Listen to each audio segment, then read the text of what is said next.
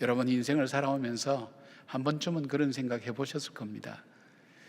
나는 어떻게 살아야 될까? 누구를 닮으면 좋을까? 너무나 막연하니까 우리는 위인전 같은 것도 보기도 하고 또 책에서 그런 정보를 얻기도 하고 나도 이렇게 살았으면 좋겠다 생각을 많이 하리라고 생각됩니다. 특별히 우리 부모님들은 우리 자녀가 이렇게 자랐으면 좋겠다 그렇게 생각했을지도 모르고요. 또 처음 예수를 믿는 사람, 교회 나오는 분들이 어떻게 하면 나도 저렇게 신앙이 좋은 사람이 될 수 있을까 그렇게 생각하는 분들이 있을 줄 압니다.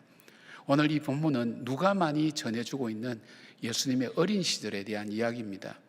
이야기 속에서 많은 것을 우리가 찾을 수는 없겠지만 정말 우리 삶의 모델이 되시는 그 예수님은 어떻게 자라나셨는가, 그리고 어떻게 공생애로 시작하면서 사람들을 구원하는 그 귀한 사역들을 감당하는 사람으로 자라날 수 있었을까 하는 부분을 우리가 살펴보면서 오늘 우리가 어떻게 성장해야 되는가, 어떻게 자라가야 되는가.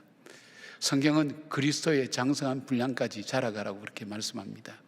성장이 멈춘 것처럼 고통스러운 일은 없습니다. 자신도 고통스럽고 그리고 보는 사람들도 고통스럽습니다. 내가 신앙 안에서 참 아름답게 성장하는 그 삶이 되기 위해서 예수님은 어떻게 성장했는가 하는 것을 살펴보면서 내 신앙이 이렇게 자라야지, 또 그런 마음으로 여러분이 함께 삶을 살아가는 지혜를 얻는 시간 되었으면 좋겠습니다. 첫 번째로 생각할 수 있는 것이 말씀으로 성장해야 된다고 그렇게 말씀드렸습니다. 예수님과 그 부모님, 그러니까 요셉과 마리아는 이 절기를 따라서 6월절 절기를 지키기 위해서 예루살렘으로 올라갑니다. 이스라엘의 남자들은 보통 1년에 한 3번 정도 절기를 지키러 예루살렘 올라가는데 가장 큰 절기가 6월절입니다. 올라가서 거기서 절기를 다 마치고 내려오는데 하룻길쯤 왔을 때 예수님이 없어진 것을 발견하게 됐습니다. 그래서 사흘길을 헤매다가 성전에서 있는 예수님을 발견했습니다. 근데 보니까 그 아들이 어린 예수님이 랍비들, 유대의 그 유명한 쟁쟁한 랍비들 사이에 앉아 있었고 그분들과 대화도 하고 질문도 하고 그렇게 하면서 있는 것을 보았습니다. 근데 그 예수님의 대답과 예수님의 하시는 말씀, 질문을 가지고 여기 47절 보니까 뭐냐면 듣는 자가 다 그 지혜와 대답을 놀랍게 여기더라 되어 있습니다. 여기에서 지혜라고 하는 것은 단순히 우리가 세상에서 보통 필로소피, 그러면 철학을 사랑하는 사람 그래 됐거든요. 소피아라고 얘기합니다. 지혜라고 얘기하는데 이거는 세상의 지식과 경륜에서 나오는 그런 지식이 아닙니다. 여기에 쓰인 단어는 쉬네세이라고 하는 이 단어로 하나님이 주시는 지혜를 말합니다.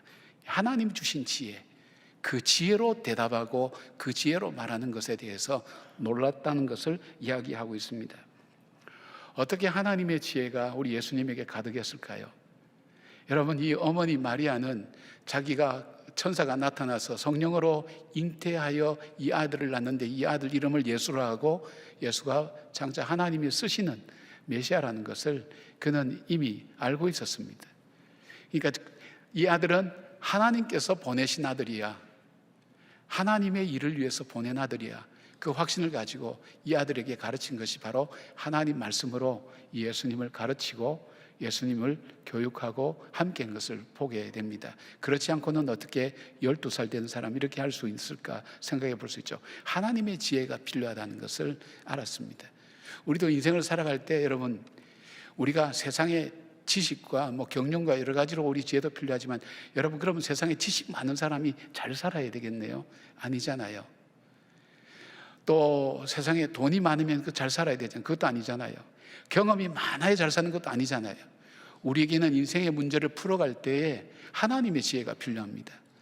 내게 내 한계를 벗어나서 정말 하나님께서 주시는 그 지혜로 살아가야 될 삶을 우리는 살아야 될 때가 얼마나 많은지 알 수가 없습니다. 그 지혜가 우리들 속에 있어야 되는데 그것이 어디로부터 오는가? 하나님 말씀으로부터 온다는 것입니다. 그러니까 이 말씀이 내 속에 있게 해서는 어떻게 할까요? 말씀을 많이 읽으셔야 됩니다. 우리에게 무엇이 들어갔느냐에 따라서 나오게 되어 있습니다. 쓴물을 내는 샘이 단물을 낼 수가 없다고 그랬습니다. 우리에게 무엇이 많이 들어가 있느냐가 그것이 나오게 되어 있습니다. 우리에게 하나님 말씀이 많이 들어있어야 됩니다. 어떤 아이에게 그런 얘기했습니다. 밖에서 마귀가 노크를 할 때 어떻게 해야 될까요? 그랬더니 한 아이가 대답합니다. 성령께서 응답하면 됩니다. 그렇게 대답했다 그래요. 그러니까 우리가 문제 가운데 살아가죠. 여러분, 문제 없는 사람 없잖아요. 문제 가운데 보통 우리는 문제를 어떻게 풉니까? 내가 살아온 삶의 방식대로, 내가 경험한 대로, 내가 옳다고 생각하는 대로 그렇게 결정해서 응답하는 경우가 많은데, 그런데 여러분 삶이 그래서 행복해지셨습니까? 정말 잘했구나, 정말 평안을 맺었습니까? 그렇지 못한 적도 많지 않습니까? 그렇다면 우리 속에 무엇이 응답해야 되죠? 내 안에 있는 하나님의 말씀이, 그 성령의 이 감동으로 된 하나님 말씀이 그 문제에 대해서 반응을 보여야 됩니다. 응답해야 된다는 것입니다. 그럴 때 어떤 일들이 일어납니까? 성령의 열매를 맺는다 그랬습니다. 우리가 인간의 지혜와 육체의 생각을 가지고 했을 때는 육체의 열매를 맺는 것밖에 없다고 했습니다. 사랑하는 여러분, 여러분이 문제가 나에게 닥쳐올 때 여러분이 해왔던 방식대로, 내가 경험했던 대로, 사람들이 통념적으로 생각하는 상식대로 응답하는 것보다 한 번쯤은 하나님이 주신 지혜, 아마 그런 경험들이 있을 거예요. 내가 전혀 상상할 수 없던 하나님이 주신 지혜로 내가 응답했을 때 어떤 결과가 나타났는지 여러분 알고 있지 않습니까? 그러기 위해서는 어떻게 됩니까? 내 안에 하나님 말씀이 가득 들어 있어야 됩니다. 오늘 예수님처럼 말씀이 가득 들어서 성장하게 될 때에 우리의 성장은 하나님 주신 지혜의 길이 열려지게 됩니다. 그래서 그 말씀이 내 발의 등이 되고 내 길의 빛이 되어서 오늘 내가 살아가는 삶 속에서 그 말씀이 내가 어떻게 결정하고 선택해야 될 것인가를 말씀해 주시고, 그 말씀이 내가 인생의 방향을 어디로 잡아야 될지 알지 못할 때 그 말씀이 내 인생의 방향을 잡아주는 귀한 말씀이 된다는 것을 우리는 알 수가 있습니다. 사랑하는 여러분, 여러분에게도 이 하나님의 은혜가 임하기를 바랍니다. 하나님의 말씀으로 자라가는 여러분 되시기를 바랍니다. 하나님께서 여러분에게 말씀으로 자라서 삶 가운데 문제가 일어나면 바로 그냥 본능적으로 해왔던 대로 그냥 반응하기 전에 잠깐 멈춰서서 하나님, 나에게 어떻게 내가 이 문제를 풀어갈까요? 어떻게 하면 좋겠습니까? 할 때에 하나님의 지혜가 여러분과 함께 하셔서 여러분 속에 성령의 열매가 가득 열려지는 그런 여러분 되시기를 바랍니다. 말씀 속에 길이 있습니다. 말씀 속에 진리가 있습니다. 말씀 속에 생명이 있습니다. 내 삶 속에 그 말씀이 여러분의 삶을 움직여 나가고 여러분을 성장시켜 나가는 놀라운 원동력이 되기를 주님의 이름으로 축복합니다. 두 번째로 자라야 되는 것이 뭐냐면 은혜로 자라나야 됩니다. 은혜로. 은혜가 많은, 은혜라고 할 때는 우리가 표현하면 이게 참 설명이 잘 안 되는 것인데, 우리가 성경적으로 표현하면 받을 자격이 없는 사람에게 베풀어지는 일방적인 하나님의 호의다, 뭐 이렇게 볼 수가 있습니다. 그러니까 하나님의 은혜 가운데 우리가 성장해야지 맨날 지적당하고 맨날 시험치고 맨날 훈계하고 그런다고 자랄 그런 아이는 어떤 아이가 될까요? 마음의 상처가 가득한 아이가 됩니다. 그리고 자존심도 자존감도 낮아지고 그런 현실들을 우리는 보지 않습니까? 우리는 그런 아이들을 많이 볼 수 있을 뿐 아니라 우리 자신들도 마찬가지거든요. 남의 지적을 받고 남에게 평가를 받고 그런 가운데서 우리가 그걸 경험 많이 하게 되면 우리 속에 상처가 쌓여가고 분노가 쌓여가는 것을 많이 경험하게 됩니다. 오늘 여기에 예수님은 2장 40절을 보니까 아기가 자라며 강하여지고 지혜가 충만하며 하나님의 은혜가 그의 위에 있더라 말씀하고 있고, 52절에 보니까 예수는 지혜와 키가 자라가며 하나님과 사람에게 더욱 사랑스러워 가더라 하는데, 이 두 단어가 똑같이 카리스라고 하는 은혜라는 표현으로 표현됩니다. 하나님의 은혜가 그로 하여금 균형 있는 그런 성장이 이루어질수록 했다는 것입니다. 이동호 목사님은 이 예수님의 인생을 이렇게 했어요. 예수님의 성장은 신체적 성숙, 정신적 성숙, 사회적 성숙, 영적 성숙으로 균형 잡힌 성장이라고 그렇게 말씀했어요. 여러분, 가장 복된 사람이 어떤 사람이라고 생각합니까? 저는 제 딸을 위해서 기도할 때나 우리 기도받으러 오는 어린 자녀들 위해 할 때 이 기도를 꼭 합니다. 하나님, 이 아이가 하나님께는 은총을 입고 사람들에게는 존귀 여김받는 아이가 되게 해달라고 기도합니다. 왜요? 세상 말로 말하면 재수가 없으면 안 된다고 얘기하잖아요. 운이 좋아야 된다 얘기하잖아요. 이것이 성경의 표현으로 하면 하나님의 은혜가 그 안에 가득할 때, 그리고 하나님의 은총이 함께할 때 그 인생은 아름답게 성장하게 됩니다. 그리고 사람들에게 존귀 여김 받을 때, 귀하고 존귀 여김 받을 때 하나님께서 그 인생을 아름다운 영향력으로 쓰시는 것을 보게 됩니다. 중국 하얼빈에 최하진 박사가 세운 기독교 만방국제학교라는 곳이 있습니다. 이 학교는 인성과 영성을 강조하는데 중국의 고위 관료 자녀들도 여기를 보내기를 원하는 그런 학교입니다. 이 학교를 설립한 이 최하진 박사는 카이스트를 졸업하고 미국 스탠퍼드 대학에서 박사후 과정을 밟고 그는 안정된 직장을 포기하고 마음의 어떤 결단을 하게 됩니다. 내가 인생을 의미 있게 한번 살아봐야 되겠다 생각해서 해외로 봉사활동 떠나기로 그는 결단합니다. 그래서 그는 중국으로 갑니다. 그가 하는 일 중에 가장 귀중한 것이 뭘까, 소중한 것이 뭘까 생각할 때 교육에 관심을 갖게 되고 그 논문을 여러 가지 읽었습니다. 연구를 했습니다. 아이들에게 좋다는 것을 가르치기 위해서 다양한 자료를 찾아보다가 감사를 하면 아이들이 바뀐다는 논문을 읽게 됐습니다. 한 심리학자가 감사에 대한 연구만 10년 연구했는데 종교적일 뿐 아니라 일반인들도 감사하며 사는 사람은 인생이 달라진다는 것을 발견했습니다. 그리고 감사하는 사람은 어떻게 사는가, 그 삶을 분석해서 이렇게 가르치면 되겠다, 그 분석해서 찾아낸 교육 방법이 세븐파워 교육이라는 것입니다. 세븐파워 교육을 여러분 한 번쯤은 들어보셨을 거예요. 신개념 교육법인데 첫째가 네트워킹 파워라고, 소통이 잘 이루어져야 된다. 인간관계나 그 다음에 뭐 사람들과의 관계, 이 소통이 잘 이루어질 때 행복한 가정생활과 교회생활과 그리고 학교생활과 사회생활이 가능하다는 것입니다. 두 번째 멘탈 파워라 그럽니다. 정신적인 가능함이죠. 정신적 자신감이 성공적 인생에 매우 중요하다고 얘기했습니다. 셋째는 브레인 파워입니다. 무조건 암기식 공부가 아니라 생각하는 힘, 자기 표현의 힘을 길러주고 창의력이 넘치는 두뇌를 갖도록 한다고 합니다. 대체가 모럴 파워입니다. 도덕적 능력을 높여야 사회로부터 존경받는 인재가 된다고 합니다. 다섯째가 리더십 파워입니다. 셀프 리더십에서 시작해서 공동체에 유익을 주는 리더십으로 발전하고 결국 사회와 나라와 세계에 영향을 미치는 글로벌 리더로 자란다고 합니다. 여섯째가 바디 파워입니다. 먹는 것과 운동하는 것 역시 두뇌에 큰 영향을 미친다고 합니다. 일곱째가 스피리추얼 파워입니다. 물질적인 것만 바라보지 말고 인생 전체를 바라보며 가치 있고 의미 있는 삶을 살려고 할 때 파워풀하시는 그 원리입니다. 그런데 여러분, 이 감사는 어디서 오는 걸까요? 이 감사는 바로 하나님의 은혜에서 오는 것입니다. 은혜에 대한 반응이 감사인 것입니다. 은혜 가운데 성장할 때 육체와 정신적, 사회적, 영적으로 자라나면서 균형 잡힌 인격으로 성장합니다. 몸은 자랐는데 마음이 안 자란 사람 볼 때 여러분 얼마나 고통스러우세요? 마음은 어른인데 몸이 안 자랐어요. 고통스럽죠. 몸과 마음도 자랐는데 사회적 관계가 안 자랐어요. 그것도 어렵잖아요. 이런 것 저런 것 다 성장했는데 그게 정신 상태, 그러니까 모든 것을 이 균형을 잡고 해나가는 그 삶의 방향과 그 감각이 없다면 그것도 고통스러운 일이잖아요. 골고루 잘 자라야 될 것 아닙니까? 그런데 어떤 것이 그로 하여금 골고루 잘 자라게 만듭니까? 바로 이 은혜라는 것을 받게 될 때에, 은혜 가운데 자랄 때 바로 그런 역사들이 일어나는 것입니다. 여러분, 은혜 가운데 자라나기를 바랍니다. 은혜 가운데는 용서도 있고요, 친절도 있고 격려도 있고 다 있습니다. 바로 그 은혜가 내 속에 임할 때에 내 삶이 바뀌어지고 달라집니다. 은혜가 충만할 때 계산적이고 조건적인 것을 뛰어넘을 수가 있습니다.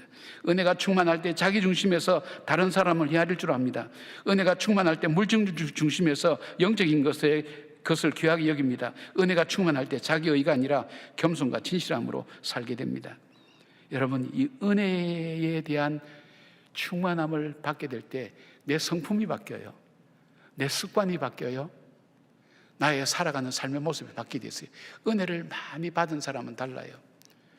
세상에서 가장 넓은 곳이 어디라고 생각합니까? 사람의 마음입니다. 반대로 세상에서 가장 좁은 곳이 사람의 마음입니다. 사람이 한번 상처를 받고 속상하면 마음이 얼마나 좁아지는지 바늘 하나도 담을 수 없는 공간이 좁아져요. 그러니까 조급하고 왔다 갔다 하는 거예요. 왜요? 좁으니까. 담을 수가 없어. 칭찬하는 말도 담을 수가 없어요. 그 정도로 마음이 좁아져요. 아무것도 담을 수가 없어요. 그러니까 은혜가 가득한 사람은 마음이 넓어져요. 어떻게 돼요? 그러니까 자기를 비난한 얘기도 수용할 줄 알고 모순도 수용할 줄 알고 이해하고 받아들이는 마음이 어떤 말일까요? 은혜가 가득할 때 그렇게 가능한 거예요. 여러분, 세상에서 가장 험한 곳이 어디라고 생각하세요? 사람의 마음이에요. 그 사람 속에 들어가서 좀 쉬기 위해서 들어갔는데 그 마음 속에 보니까 뭐 유리병 조각, 쇠 조각 다 있어서 그냥 거기 잠깐 쉬러 갔다가 온몸이 피투성이 돼서 나오는 경우가 있잖아요. 가족들 간에도 그런 경우가 있잖아요. 좀 쉼을 얻고 좀 안식을 얻으려고 했는데 상처투성이로 돼서 나오는 경우가 있잖아요. 은혜가 없는 사람 속에는 이것이 많은 거예요. 그리고 은혜가 가득한 사람은 이것이 없어요. 다른 사람이 와서 쉬었다가 쉴 만큼 쉬었다가 머물 만큼 머물다가 자기가 정신 차려서 자기 길 가는 것, 그 은혜로운 사람 만나는 삶이에요. 세상에서 태풍이 가장 심한 곳이 어딜까요? 남태평양일까요? 아닙니다. 우리 사람의 마음이에요. 우리 마음이 한번 뒤집어지기 시작하면 수십 년 됐던 기억들 다 올라와요. 싹 다 올라와요. 마음을 확 뒤집어 놔요. 그리고 충동적이 되면서 바른 판단을 하지 못해요. 그러나 가장 잠잠한 곳은 어딜까요? 우리 마음입니다. 잔잔합니다. 태풍이 몰아쳐도 잠잠합니다. 주변에서 뭐라 해도 흔들리지 않습니다. 그 평안함이니까 은혜가 가득한 사람이 그런 삶을 살 수 있는 거예요. 예수님에게 은혜가 가득한 거예요. 하나님 은혜가 여러분 속에 가득할 때 여러분 마음이 넓어지고 평안해지고 풍성해지는 하나님 은혜로 자라가는 여러분들 되기를 바랍니다. 그 은혜를 나눠주는 여러분들 되기를 바랍니다. 세 번째는 우리가 성장할 때 무엇 때문에 성장해야 되는지 이유가 있어야 되잖아요. 그냥 목표 없이 갈 수는 없잖아요. 바로 하나님 나라를 위해서 우리는 성장해야 돼요. 우리의 성장의 목표는 하나님 나라예요. 왜요? 하나님 나라는 의와 희락과 화평의 나라잖아요. 세 개 다 모순되는 개념이에요. 의가 있는 곳에요 평안이 없어요. 여러분, 법이 있는 곳에는 평안이 없어요. 희락이 없어요. 기쁨이 없어요. 또 의가 없는 곳에는 화평함이 있을 수가 없어요. 이 세 개 다 모순되는데 이것을 함께 포용할 수 있는 것이 하나님 나라예요. 하나님 나라는 게 뭘까요? 하나님이 통치하신 나라를 그렇게 얘기합니다. 오늘 예수님을 보니까 그가 예루살렘 성전에서 돌아와서 집으로 돌아와서 부모님을 섬기고 순종하는 일을 하였다고 그렇게 말씀되어 있어요.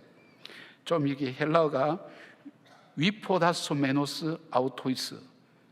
저도 옛날에 공부해서 그냥 있는 것만 그냥 읽었습니다. 여러분 뭔지 잘 몰라도 됩니다. 이게 뭐냐면 이 용어 우리 한국말로 이렇게 해석하면 육신의 부모님께 자기 자신을 겸허히 낮추어서 복종시키는 것을 표현하는 말이라고 합니다. 그 표현을 썼어요. 그러니까 자기가 12살 때 그 경험을 하고 내려와서 예수님이 가정에서 무엇을 했냐면 순종하는 훈련을 한 거예요. 순종하는 훈련. 여러분, 하나님 나라라는 그 개념 속에는 세상의 나라는 국가라 그러면 영토, 백성, 주권 이렇게 표현할 수 있잖아요. 그러나 하나님 나라라는 개념 속에는 하나님의 통치의 개념이 들어갑니다. 하나님의 통치의 개념. 그러니까 하나님 나라가 임하였다는 건 하나님의 통치가 이루어졌다는 거예요. 내 마음속에 하나님 나라가 이루어졌다, 이 말은 뭐냐면 내 마음이 하나님의 통치가 이루어진 거예요.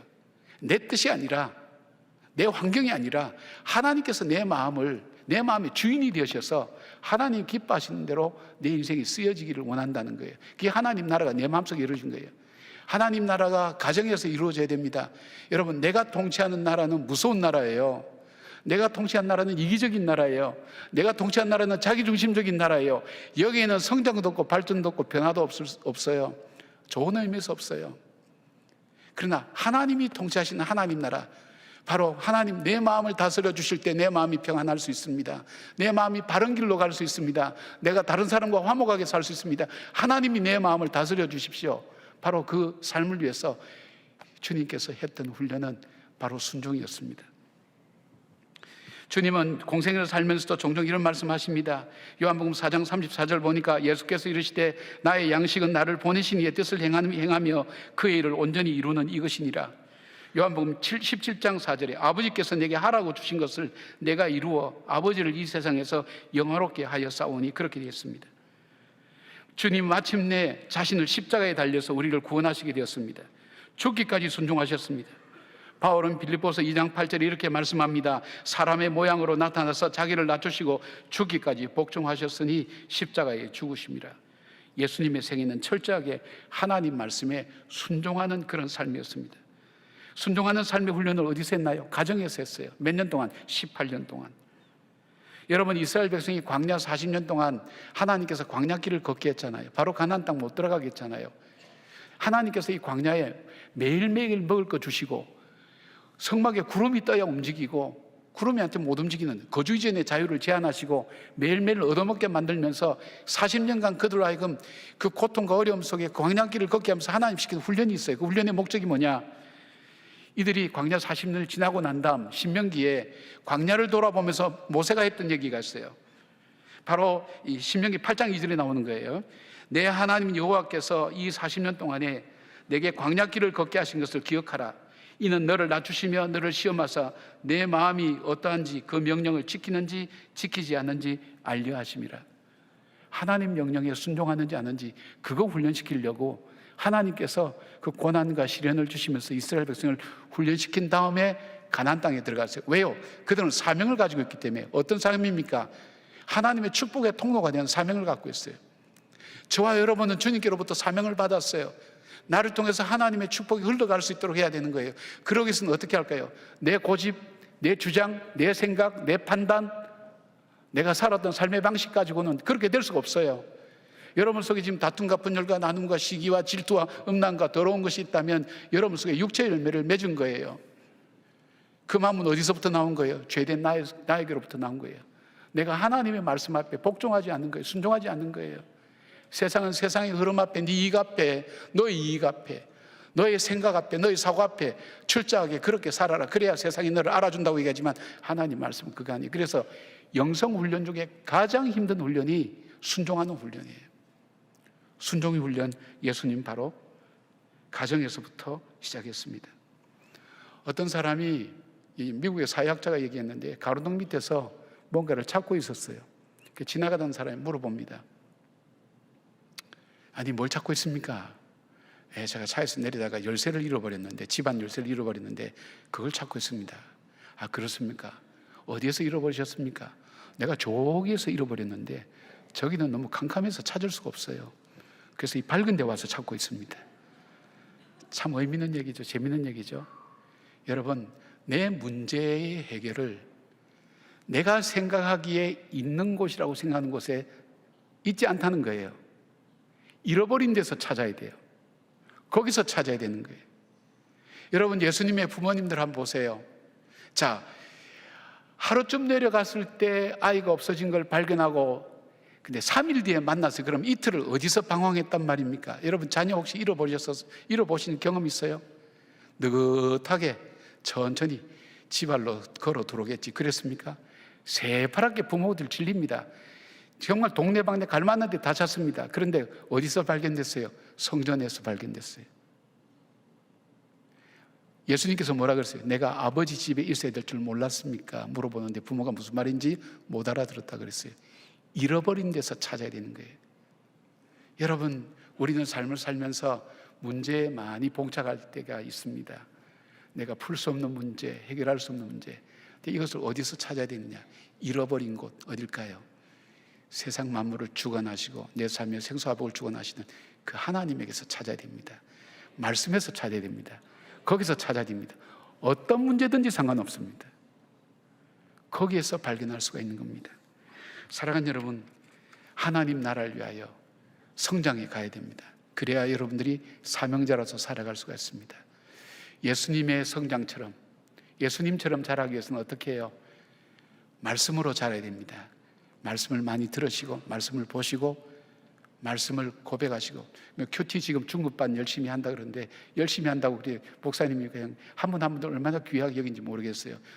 말씀을 어떻게 묵상할 것인가, 말씀을 내 삶에 어떻게 적용할 것인가, 그리고 하나님의 은혜를 구하셔야 됩니다. 하나님 오늘도 비 같은 소낙비 같은 은혜를 주십시오. 제가 은혜가 필요합니다. 구하시기를 바랍니다. 거기에 평안이 있고 거기에 내 삶이 다른 차원의 세상을 보는 눈이 그 은혜 가운데서 열려집니다. 하나님의 지혜가 임하게 됩니다. 말씀과 그 은혜가 임할 때, 그리고 그런 사람이 하나님 주신 사명을 감당해 나갈 수 있는 것입니다.